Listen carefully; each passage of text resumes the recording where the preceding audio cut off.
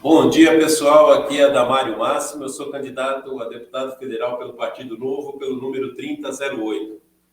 Eu tenho feito uma série de playlists aqui, falando um pouco sobre quem eu sou, meus programas e outros assuntos de momento. Nesse assunto em especial, vou falar um pouco aqui sobre a questão das penas mais duras. Eu costumo chamar de não de penas mais duras, mas penas mais consistentes.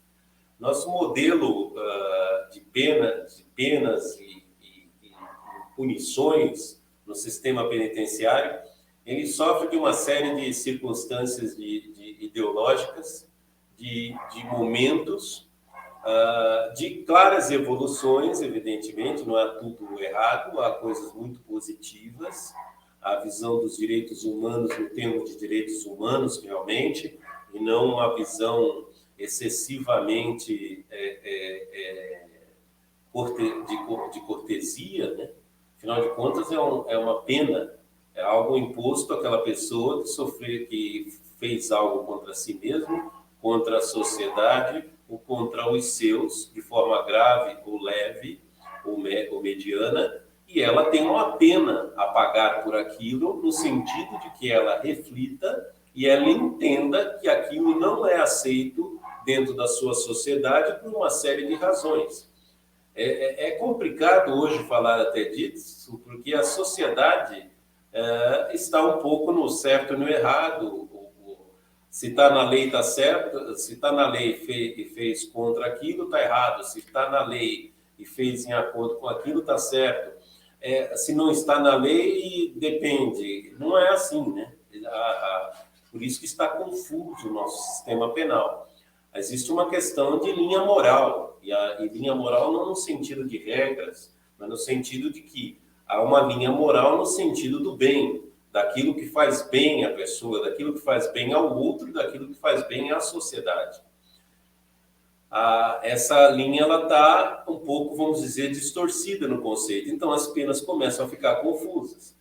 E aí ficaram, ao longo do tempo, criando uma série de soluções, criamos uma classificação nova, crimes hediondos, e vão jogando naquela caixa de crimes hediondos, de acordo com momentos políticos específicos, crimes específicos.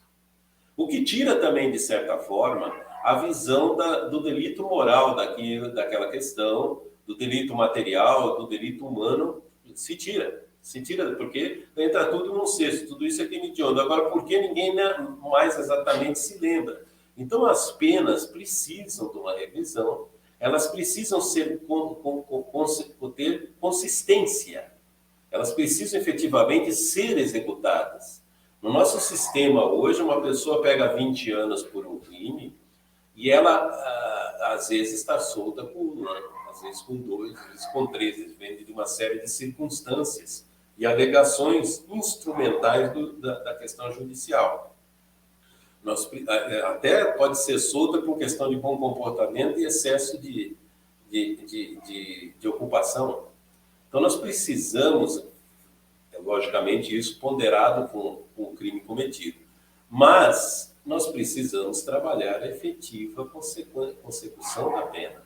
Se a pessoa pegou 20 anos, ela tem que ter um mínimo que ela terá, porque a pena de 20 anos deve estar atrelada a um grau de responsabilidade e do peso do que foi cometido. Então, há um mínimo necessário ali que tem que ser cumprido. Não pode simplesmente dar doideira, saiu. Não, tem que averiguar toda a circunstância, porque tem que haver efetivamente uma penalização, tem que haver uma visão também, porque a pena não tem só o efeito sobre o indivíduo, mas ela tem um efeito sobre a sociedade, de exemplo, de entendimento, porque muitas vezes alguns não vão ter a consciência do entendimento tão clara, até pelos próprios gaps já existentes. E vão precisar olhar e entender, não vou fazer, porque realmente, se eu for pego, isso vai acontecer comigo. É o caso, por exemplo, de efetivamente, em vez de pena de morte, porque não põe perpétua para alguns crimes. Mas só que a pessoa vai ter que ficar lá, vai ter que cumprir a perpétua. E se pegou 60 anos, depois de um 30, está com 80 anos e o presidente resolveu indultar, direito do presidente, do povo, e até, de certa forma, um ato de misericórdia com aquela idade não vai mais atrapalhar a sociedade no sentido de voltar a fazer aquilo. Talvez até antes, se percebeu que realmente houve uma recuperação, mas efetivamente tem que cumprir a pena perpétua, tem que ter uns bons anos no xilindró. E assim também como os outros crimes, tem que haver uma penalização real, um cumprimento real da pena. Isso que eu chamo de ser consistente. Ela tem que efetivamente rever. Temos que rever crimes menores também, se faz sentido a prisão efetiva, se faz sentido uma tornozeleira, uma atividade de auxílio público.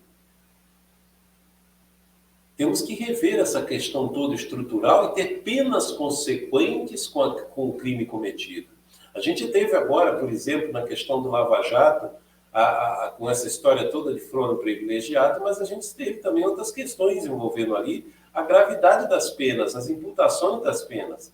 Nós tivemos pessoas que fizeram corrupção a vida inteira, mas como só foram pegos nesse trechinho aqui, eles só estão pagando multas e valores referentes, agora falando do aspecto financeiro da multa, só estão pagando multas e valores referentes ao que fizeram daqui para frente.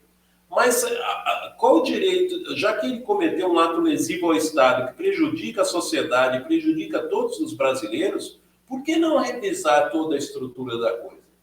E por que não penalizá-lo de uma forma mais dura, para que dê um exemplo de que não estamos em linha com a corrupção?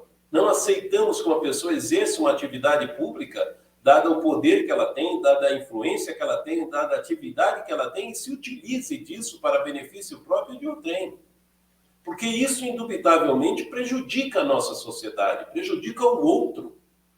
Então, nós precisamos ter penas consistentes, multas consistentes, penas de prisão consistentes. Precisamos trabalhar no nosso sistema para penas mais duras, inclusive em atos como esse, atos lesivos de pessoas que exercem atividade pública e que estão se beneficiando daquela atividade para o interesse particular. Muito obrigado, um grande abraço.